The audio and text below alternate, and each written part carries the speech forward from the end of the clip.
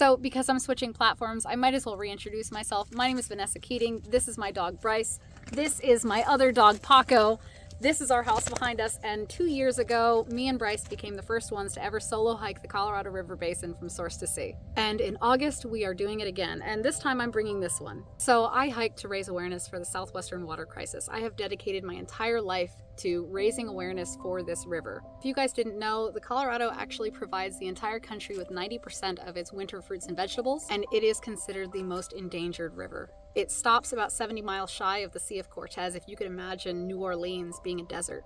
And its major reservoirs, Lake Powell and Lake Mead, are dropping at an inch a day because of insane overuse. The last time we hiked, we got the attention of the Weather Channel, multiple news sources, newspapers, and 130,000 people on TikTok. Well, I'm not done talking about it, so this time we're going to be doing it again, but it's going to be much bigger. We're hiking the Green Tributary from source to sea, which is about 2,000 miles. And we're going to be bringing a paddleboard, so we're not going to have to leave the shore of the river.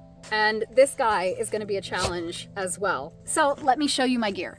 This fantastic beast is my hiking cart. It can carry about 90 pounds, and it straps onto my hips with this hip belt here. You only feel about 10% of the weight, and it helps me carry about 8 gallons worth of water and about 3 weeks worth of supplies. And then little P-Man over there can't walk more than 5 miles at a time, so he's going to be getting very well acquainted with his doggy backpack. I have dedicated my entire life to this river. I planned for 8 years. I trained, I studied, I mapped. I've been in an obsessive relationship with this body of water. And I might not be an environmental scientist or a politician, but I can hike really far and I can yell really loudly. And I can add to the chorus of people shouting for a change, and maybe, just maybe, enough people will talk about this and we will make a change. Because along with agriculture, it supplies 6.3 million people with power, and we're already seeing power fluctuations. Because hydroelectricity works with pressure. If there's not enough pressure behind the turbines, they don't spin quite as fast, and the power decreases. That's already happening. Lake Powell and Lake Mead are at 33 and 37%, which is actually an amazing change because 2 years ago when I hiked, they had reached record lows of 24 and 27%. That winter, after I finished, we had record-breaking snowfalls in the southwest, and it replenished our liquid savings account a little bit, but the problem isn't going to be solved by rainfall. It's going to be solved by changing the laws. Now, the Colorado supplies 40 million people with drinking water, right? But it supplies the entire country with food. Now, residential water use is very sustainable. It gets used and reused and stays in the same water table, whereas agriculture, the water gets shipped off thousands of miles in the form of lettuce and broccoli and melons and almonds. The entire country is eating off of one water source, and generally speaking, people really don't know about this. If you live in the Northeast, not many people are aware that their winter vegetables are coming from this desert. And that's the key word. Desert. Right now, I am in the Colorado River Basin. This is where your food is coming from.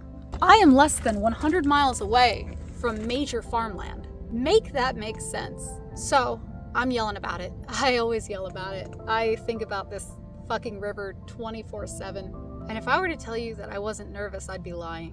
Because being the first to do something solo means that you have to plan differently.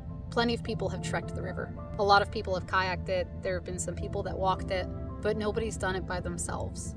Which means that as a solo hiker, I have to keep myself and my dogs safe. Which means an insane amount of planning. I have to make sure that my drop points for food are set up. I have to make sure that I have every possible resupply point located. I have to keep Bryce and Paco safe. Now, I was able to do it no problem last time. I had to change my route a couple of times, and that was okay. But Bryce is 7. He's gonna be 7 in 2 months. And I promised him that after this he could retire, even though he is 100% working dog, and that's going to be almost impossible because he's not good at painting fruit baskets or playing golf. And I'm nervous, but I'm excited to be able to shout again. And this time I'm going to yell even louder, and I'm going to make more of an issue about it.